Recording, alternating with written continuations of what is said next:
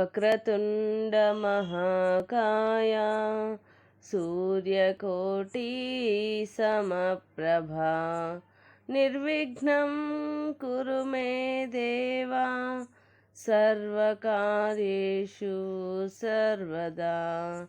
గురుబ్రహ్మా గురుర్విష్ణుః గురుర్దేవో మహేశ్వరః గురుః సాక్షాత్ పరబ్రహ్మ తస్మై శ్రీ గురవే నమః. మనోజవం మారుతతుల్యవేగం జితేంద్రియం బుద్ధిమతాం వరిష్టం వాతాత్మజం వానరయూథముఖ్యం శ్రీరామదూతం శిరసా నమామి. ఆపదామపహర్తారం దాతారం సర్వసంపదాం లోకాభిరామం శ్రీరామం భూయో భూయో నమామ్యహం. జై హనుమాన్. శ్రీ సీతారామాభ్యాం నమః. శ్రీమద్ వాల్మీకి రామాయణము సుందరకాండము 61వ సర్గము. వానరుల మధువన ప్రదేశము, వారి కేరింతలు.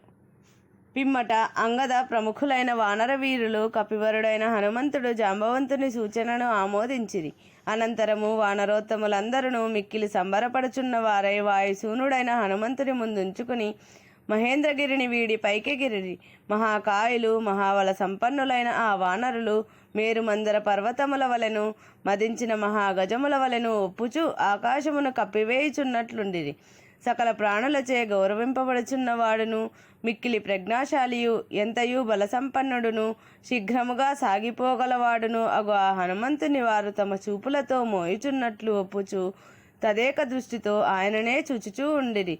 సీతజాడ తెలుసుకొనుట అను కార్యము సిద్ధించినందులకై గొప్ప యశమును పొంది వానరులందరూ కృతార్థులై ఉండిరి. కార్య సాఫల్య లాభములతో వారి మనస్సులు ఉత్సాహపూరితములయ్యెను. వారు ఈ సంతోష వార్తను శ్రీరామునకును సుగ్రీవునకును తెలుపుటకు నిశ్చయించుకుని ముందునకు సాగుచుండిరి. రావణునితో యుద్ధము చేయుటకై అందరూ బలాటపడుచుండిరి. సుగ్రీవుని రాజుగా చేసిన శ్రీరామునకు ప్రత్యుపకారము చేయుటకు వారు నిండు మనస్సుతో కటిబద్ధులై ఉండిరి. అంతటా ఆ వానరులు ఆకాశ మార్గమున పురోగమించుచు సుసంపన్నమైన వృక్షములతోనూ లతలతోనూ అలరారుచు నందనవన సదృశమైన మధువనమును చేరిరి. ఆ మధువనము సుగ్రీవుని రక్షణములో ఉండెను. అది సకల ప్రాణులకును ఆహ్లాదమును గూర్చున్నది. కాని సుగ్రీవుని భయముతో ఎవ్వరునూ దాని వైపునకే చూడజాలరు. ముఖుడను వానరుడు మహాత్ముడైన వానర ప్రభువుకు సుగ్రీవునకు మేనమామ. ఆ మహావీరుడు ఆ వనమును నిరంతరము పరిరక్షించుచుండెను. వానరేంద్రుడైన సుగ్రీవునకు ఎంతయూ మానసోల్లాసమును గూర్చు ఆ మహావనమును సమీపింపగానే ఆ వానరులందరూ మధుపానమునకై ఎంతో ఆరాటపడసాగిరి. పిదపతేని వలె పింగళ వర్ణము గల ఆ వానరులు ఆ గొప్ప మధువనమును గాంచి సంతోషించి మధువులను గ్రోలుటకై అంగద కుమారుని అభ్యర్థించిరి. పిదప యువరాజైన అంగదుడు ప్రముఖులైన జాంబవదాది వృద్ధ వానరుల ఆమోదముతో మధుభక్షణమునకై వారికి అనుమతిని ఇచ్చెను. ధీశాలియు వాలి కుమారుడును ఆయన అంగదుని అంగీకారమును పొందిన ఆ వానరులు తేనె పట్టులతో నిండిన చెట్లపైకెక్కిరి. వారందరూ కమ్మని దుంపలను మధుర ఫలములను భక్షించుచు అమితానందమును పొందిరి. మత్తులో మైమర్చిరి. అంగదుని అనుమతిని పొందిన ఆ వానరులందరూ పరస్పర ప్రేరణలతో ఆనందమున ఓలలాడుచు నృత్యములు చేయసాగిరి. కొందరు గానములు చేయుచుండిరి. కొందరు చెట్ల కొమ్మలకు తలక్రిందులుగా వేలాడుచుండిరి. కొందరు నృత్యములు చేయుచుండిరి. కొంతమంది పకపకా నవ్వుచుండిరి. కొందరు క్రిందపడుచుండిరి. కొందరు అటు ఇటు తిరుగుచుండిరి. కొందరు గంతులు వేయుచుండిరి. కొందరు ప్రేరుచుండిరి. వారు ఒకరినొకరు ఆశ్రయించుచుండిరి. ఒకరి వీపులపైకి మరి ఒకరు ఎక్కుచుండిరి. ఒండరులు మాట్లాడుకొనుచుండిరి. పరస్పరము క్రీడలు సల్పుచుండిరి. కొందరు ఒక చెట్టు నుండి మరి ఒక చెట్టునకు దూకుచుండిరి. కొందరు వృక్షాగ్ర భాగముల నుండి నేల మీదకు దూకుచుండిరి. మరికొందరు భూమిపై నుండి చెట్లపై భాగములకు ఎగురుచుండిరి. గానము చేయుచున్న వాని కడకు మరి ఒకడు నవ్వుచూ చేరెను. ఆ నవ్వుచున్న వాని యుద్ధకు వేరొకడు భోరున ఏడ్చుచూ వచ్చెను. ఇంకొకడు ఆ ఏడ్చుచున్న వానిని సమీపించి త్రోయిచుండెను. మరి ఒకడు ఆ త్రోయిచున్న వానిపై బడి గట్టిగా అరచెను. ఆ వానరులందరూ అతిగా మధుపానము చేయుట వలన వారి మనస్సులు అదుపు తప్పినవి. వారి వికార చేష్టలు వనమునందు అంతటనూ వ్యాపించెను. వారిలో మధుపానమత్తుడు కానివాడే లేడు, తృప్తి చెందిన వాడనూ లేడు. ఆ వానరులందరూ యథేచ్ఛగా ఆ మధువనమునందలి ఫలములను భక్షించుచు, మధువులను సేవించుచు, పత్రములతో పుష్పములతో కలకలలాడుచున్న చెట్లను ధ్వంసము చేయుచుండగా చూచి, వనపాలకుడైన దదిముఖుడను వానరుడు మిక్కిలి కోపముతో వారిని వారింపసాగెను. వానర వీరులలో వృద్ధుడు, వన సంరక్షకుడు అయిన ఆ దదిముఖుని మాటలను లెక్క చేయక ఆ వానరులు మితిమీరి ప్రవర్తించుచు అతనినే భయపెట్టసాగిరి. అప్పుడు అతడు కోపోద్రిక్తుడై వారి నుండి వనమును కాపాడుటకై పునరాలోచన చేయసాగెను. ఆ వానరులను వారించుటకై అతడు కొందరితో పరుషముగా మాట్లాడెను. వారెవ్వరను విషయమును పట్టించుకొనకయే కొందరిని అరచేతులతో చరచెను, మరికొందరిని సమీపించి వారితో కలహించెను. అట్లే ఇంకనూ కొందరిని సమీపించి సామోపాయముతో వారిని ప్రార్థించెను. అతడు సామవచనములతో ఆ వానరులను నివారింపసాగెను.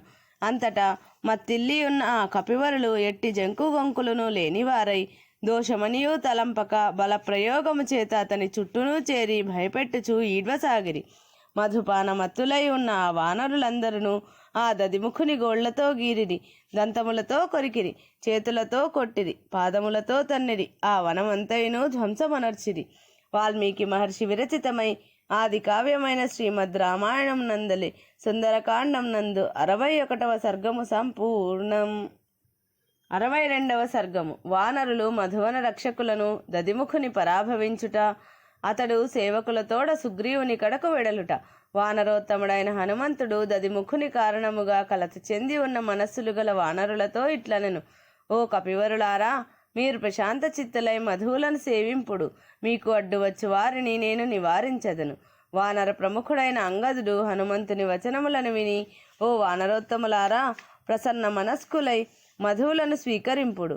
కృతకృత్యుడై వచ్చిన హనుమంతుని మాటను నేను అవశ్యము పాటింపవలేను.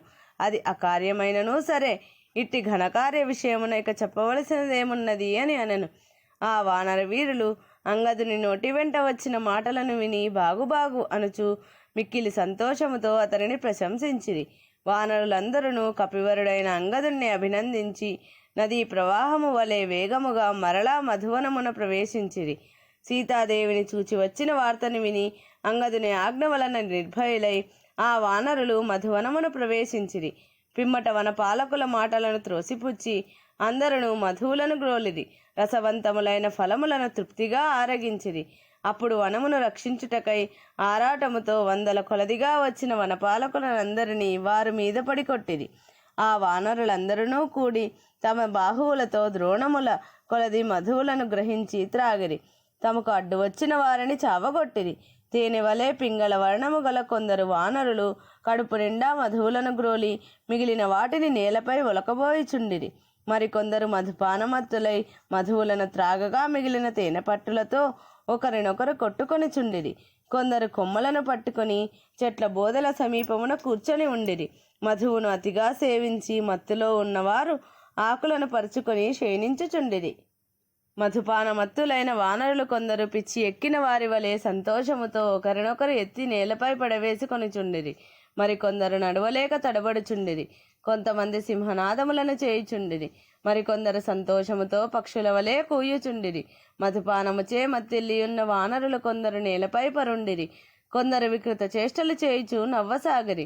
మరికొందరు ఏడ్చుచున్నట్లు నటించుచుండిరి. కొందరు చేయునది ఒకటి, చెప్పునది మరి ఒకటి. మరికొందరు అల్లరి చిల్లర మాటలను నడువుచుండిరి.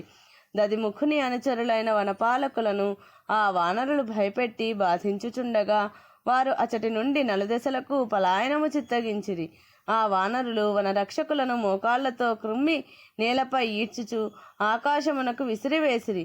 అంతటా వనపాలకులు కలత చెందిన వారై దదిముఖుని కడకు వెళ్ళి ఇట్లు మొరపెట్టుకొనిరి: హనుమంతుని అనుమతిని పొందిన వానరులు తమ ఇష్టం వచ్చినట్లు మధువనమును ధ్వంసము గావించిరి. మమ్ము మోకాళ్లతో పొడుచుచూ లాగిరి. మమ్ములను ఆకాశమునకు విసిరివేసిరి. అంతటా వనపాలకుడైన దదిముఖుడను వానరుడు మధువన ధ్వంస వార్తను విని మిక్కిలి క్రుద్ధుడై ఆ దెబ్బలు తిని వచ్చిన తన అనుచర కపులను ఓదార్చెను. ఇటు రెండు బలగర్వితులైన ఆ వానరుల కడకు వెళ్ళుదము. మధువులను భక్షించుచున్న ఆ వానరులను మనము బల ప్రయోగముతో నివారింతము. వీరులైన ఆ వానర పుంగవులు దదిముఖుని మాటలను విని వెంటనే అతనితో కూడి వేగముగా మధువనమును చేరిరి. వారి మధ్యనున్న దదిముఖుడు వెంటనే ఒక చెట్టును పెకిలించి తీసుకొని వేగముగా పరిగెత్తెను. అతని అనుచరులైన వారందరూ అతని వెంట పరుగుడిరి. క్రుద్ధులైన ఆ వానరులు రాళ్లను, వృక్షములను, పర్వతములను గ్రహించి అంగదాది వానర ప్రముఖులున్న ప్రదేశమునకు బయలుదేరిరి. వీరులైన ఆ వనపాలకులు తమ నాయకుడైన దదిముఖుని మాటను తమ హృదయములయందు నిలుపుకొని త్వరగా మద్ది చెట్లను, తాళ వృక్షములను, శిలలను ఆయుధములుగా కొని పరుగులు తీసిరి. అంతటా వీరులైన వేల కొలది ఆ వనపాలకులు బలగర్వితులై వృక్షముల మీదను నేలపైనను ఉన్న అంగదాది వానరులను చుట్టుముట్టిరి. పిమ్మట హనుమంతుడు మొదలగు వానర ప్రముఖులు క్రుద్ధుడై ఉన్న దదిముఖుని చూచి వెంటనే వారిని ఎదుర్కొనిరి. మహాబలశాలియు మిక్కిలి బాహుపరాక్రమము గలవాడును అయిన దదిముఖుడు వృక్షమును తీసుకొని వచ్చుచుండగా క్రుద్ధుడైన అంగదుడు పెద్దవాడైన అతనిని తన బాహువులతో కొట్టెను. ఆ అంగదుడు మత్తులో నుండిన వాడై ఇతడు నాకు పూజ్యుడైన తాతయ్యని గుర్తింపక వెంటనే అతనిని నేలపై పడదోసి కుమ్మెను. అంగదుని దెబ్బకు వానర వీరుడైన ఆ దదిముఖుని బాహువులు, ఊరువులు, భుజములు నుగ్గునుగ్గయ్యను. అతని దేహము పట్టుతప్పి రక్తసిక్తమయ్యను. వెంటనే అతడు క్షణకాలము పాటు మూర్ఛిల్లెను.